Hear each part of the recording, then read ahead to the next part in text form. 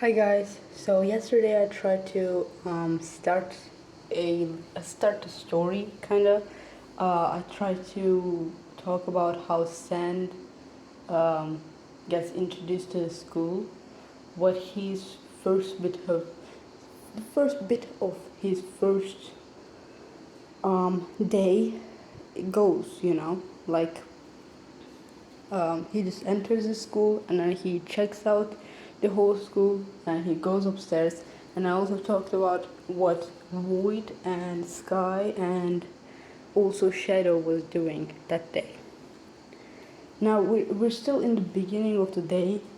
Um, Sand just went upstairs with Angel, um, where he checked out his bed and then laid down on it and then said thank you to Angel. The reason why he's so kind to Angel is because, first of all, she looks very, very harmless. Like, she's very, very harmless. She just helps everybody and cleans up stuff. So he's like, you know what? Like, for the first time, he's like, you know what? I mean, he's the kind of person that, in his wildlife, he has been attacking everything. Like, everything alive in his territory would be dead.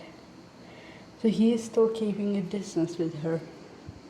But the fact that the first ever interaction was literally her asking whether he ate or not, he just chooses to be kind to her. So she says thank you, and then she leaves to do other things.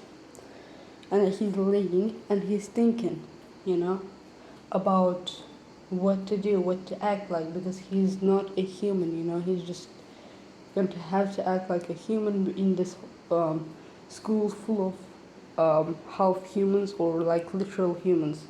Time and Sky is full human.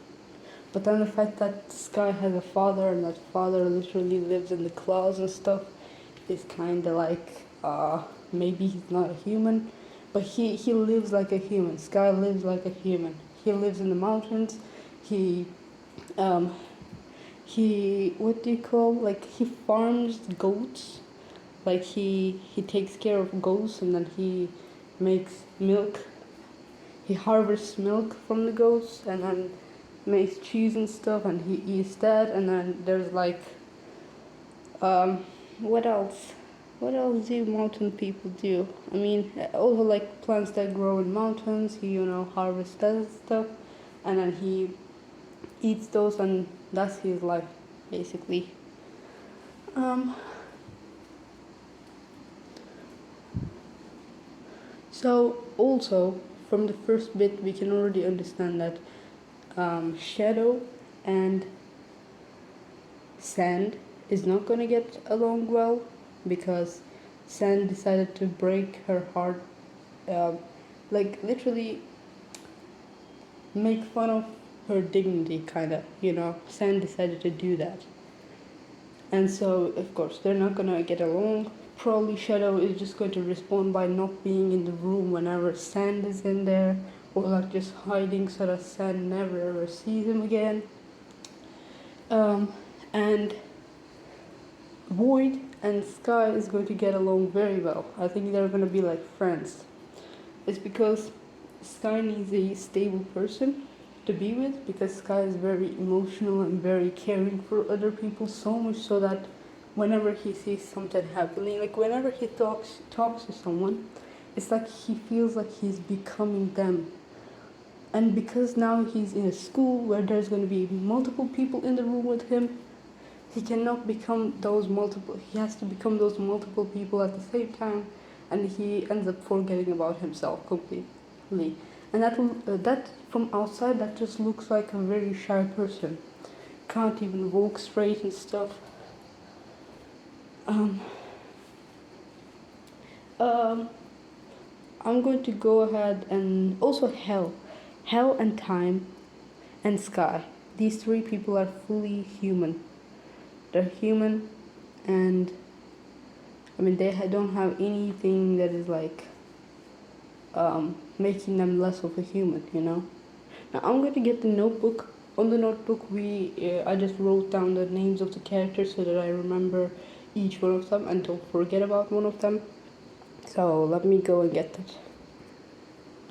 Okay, so we talked about Void and Sky, but we didn't talk about Rose, nor did we talk about Soul. Now, Soul is not going to be in the classroom. Soul and Angel, there's two angels. One of the angel is an elderly woman.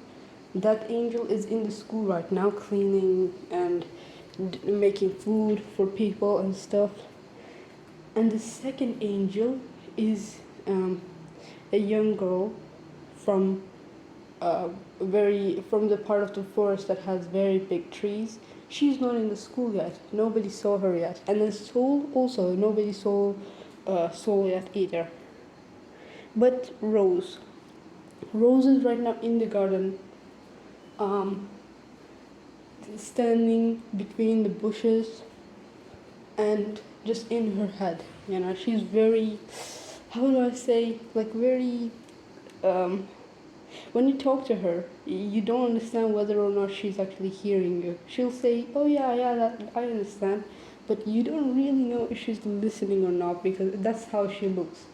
She also looks at walls, like she looks at the, how do I say, instead of looking at people's eyes, she looks at random objects a lot, and that makes her look like she's never ever listening to anybody, you know. But she was in the garden for a while because that kind of like let her just think, even though for her thinking is just living inside her head. And she doesn't mind living inside her head, but the people around her like, you know, and she doesn't mind living inside her head, but the people around her are probably gonna get like feel a little bit weirded out maybe, or like feel a little bit like she's not caring about them, even though she in real life, I mean, other than Angel, the elderly woman, she is like Rose is like the kind girl of the classroom, you know. Even in that case, like she's just like very kind and a very careless. How do I say? Not careless. What do you guys call it? Like somebody that is not in the room. Like in her head, she's just outside the room doing something else. That's how she looks. She looks silly and kind, you know. Then Rose decides to enter the school um, because she's like, okay, I'm ready. Now, before that, what she was living in her head was like all the possibilities that might happen when he enters the school. But then she was like, you know what? I don't think I can imagine what is going to be in there. You know, it's probably going to be a very crowded school and stuff. He enters the big door. You know that big door that also doesn't have the door, just a space that has to have a door, but it's like huge. The whole school looks like it could, like the whole windows and the doors look like they must have been made for a giant or something. But I mean, it's not that big of a surprise since this school has been working for so long, and there are probably giants living in this forest too. I don't know. Maybe that's why. Now she enters slowly. You know, she's she's half living inside her head. She's like, wow, I'm gonna be so cool. She's trying to imagine how she would look like if she entered, and she would be like the coolest person of the classroom. That's what she's imagining. So she's half in that imagination and half in this reality. She's looking inside, and as she looks, and it's just a huge room with nothing but ruins, and at the very end there's some stairs that go upstairs. She doesn't even realize that Shadow is in one of the corners just trying to hide, you know. And Shadow kinda, after Stan did that, Shadow kinda hid even better. Like she found herself another hiding spot, and she went ahead and hid there. But it's still like if Rose was a bit more careful about her surroundings, she could have seen Shadow. And the Shadow sees this very kind person, And she's like, you know what, this could be my chance. Let me just go ahead and like talk to her. But like Shadow has this bad habit of not being able to get out of shadows. So she's like, oh my god, but she's like literally standing in the dark. So she goes ahead and says, like, she makes this very small noise, like, hey, or something, you know? She's like, hey, you know, very small. She's like whispering almost. She's like, hey, or something. Rose doesn't hear her. But because the room is very big, um, even Shadow's whispers get echoed, you know? But Rose is not realizing because Rose is not even there. Rose is just thinking about all the cool stuff that she'll be doing with her cool friends and stuff, you know? And then Shadow tries to get to her um, one more time. She's like, hey, or something, you know? And Rose doesn't hear her. Shadow is like, should I just quit? Am I doing this? Am I being stupid by doing this? And then Rose, because she's like very much in her head right now, she's like, before going upstairs, why don't I just like walk around a bit? And then she just walks around, and then she steps in steps, like she is like hopping around, thinking about all the things that are going to happen in the school. She's like, wow, this is like a ruin and stuff. It's even cooler and stuff, you know. She's just imagining all the things that are gonna happen, and then she's like, I don't want to go like upstairs. I don't have to rush. There's no bell in here or anything, you know. And just as she says that, a bell freaking rings, and then she's like, oh, and she starts walking towards the stairs. But while hopping around, she did step on a part of the school that is not really getting that much light. So Shadow was about to catch her, but she couldn't. So Rose directly starts to walk towards the stairs, and Shadow is like, wait, there's Shadow under the stairs. So Shadow literally runs like, and remember that Shadow used to be a siren. Like she used to live in underwater. So the fact that she's running so much is like, it's showing that she really wants this friend. You know, she's like, this is like the only person that I saw that was so kind. So she'll understand me at least. I hope. So she runs down to under the stairs, and then Rose doesn't even realize that a thing literally just ran in front of her to under the stairs. She doesn't even realize it because she's so careless and so living inside her head, you know. And as she stepped, as Rose stepped one step of the stairs, under the stairs, something whispered to her, was like, hey, over here. And Rose was like, oh my god. And she backed off, and she was like, oh my god, what? Or something. And then she goes under the stairs. Rose looks under the stairs. And remember that Rose, before coming to the school, she lived in like the safest ever place ever. Like she had food all the time, she didn't have anything attacking her. So she doesn't know how to defend herself either. So like she's literally the most fragile person in this whole school. But she doesn't even know that she's fragile because she's living inside her head. So she looks under the stairs, and then there's this girl in black. And Rose's hair is covered with flowers. You know, I already said that, you know. Rose is like blonde, and you can see her blonde hair, but she has a lot of flowers sticking out of her hair because she likes to put these flowers that she loves onto her hair. And she also loves like her favorite flowers is rose, so she puts rose, a lot of roses, red roses, pink roses, and so we have a scene where we see a girl with a white dress and roses and all the other flowers in her hair, blonde, looking at a girl in a black outfit, in a shadow, you know. So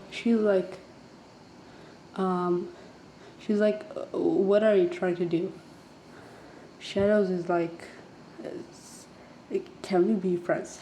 Shadows is like, I have all these things that I want to say to you, but um, I feel like I should just get to the point, because if I don't get to the point, you'll just run away and I won't be able to say anything. So she immediately says, "Can we be friends?" And then Rose is like, "Yeah, sure. Are you one of the students?" And um, Shadow is like, "Yeah, I'm one of the students. Um, I just have this um, I just have this habit of um, being under the shadows all the time." And Rose is like, "Wow, that's an interesting one. So how are you gonna go upstairs?"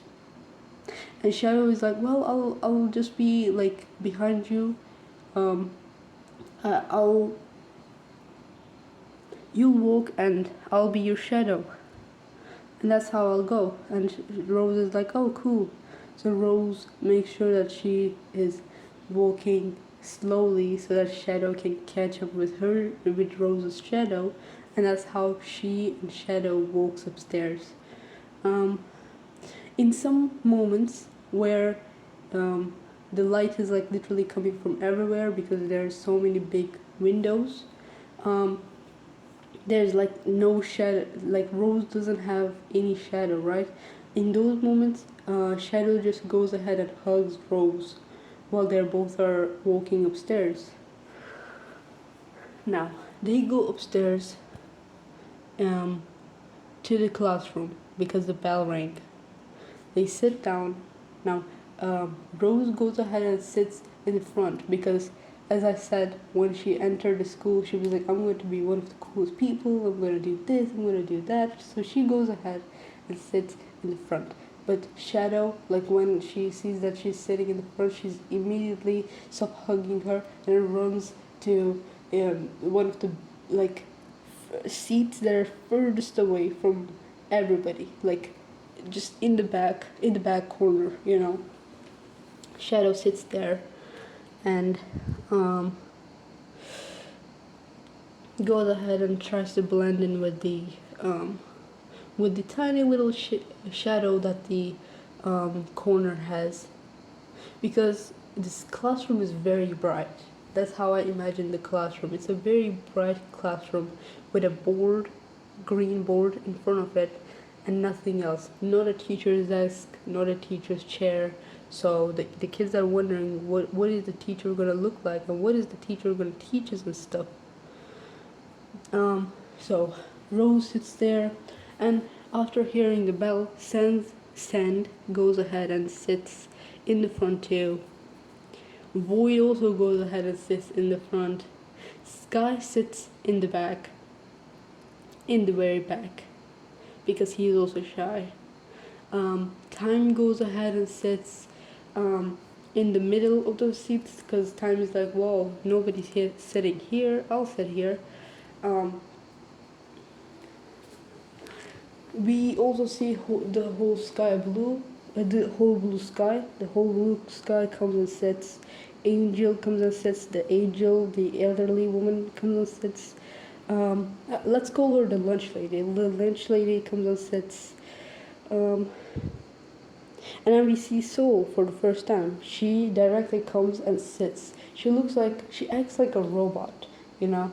We didn't see her in anywhere, and then she's just the bell rings, and then she's just walking straight into her seat. She's not sitting in the front, but she's sitting in the middle because she's like, nobody's sitting here, so let me sit. So right next to Time she goes, even though there's so many seats, by the way. There's so many seats, so like she could have not sit right next to time, but she decides to because she's, as you know, her mission is to understand people, and time is a full human, you know. So she goes ahead and does that. Um, Crow. Now, Crow is nowhere to be seen because Crow is right now climbing a cliff, and it's the morning time. In the morning time, Crow and his family climbs a cliff. So, Crow is nowhere to be seen, and Angel is nowhere to be seen. I already said Void sits in the front. Let me draw this. Wait. Okay, so I drew like their seats. Now, Void sits in the front. Right next to her sits Rose. I mean, when I say right next to her, a couple of chairs away sits Rose. Like the closest person ever to Void is Rose. And then a couple of chairs after comes Sand. They all are sitting in the first ever row. In the second row, Whole Blue Sky is sitting close to Hell because he wants to make sure that Hell doesn't do anything wrong. Now, right now, Hell's name is not Hell. Hell's name is Cotton. Now, so Whole Blue Sky goes ahead and sits right next to Cotton. And in the third row, Soul sits, and then a couple of chairs away sits Time, and then a couple of chairs away sits the lunch lady. In the last ever row, which is like a couple of rows behind of Time's row, like the backest ever row, Shadow sits a couple of chairs away from Sky. So that's the whole thing.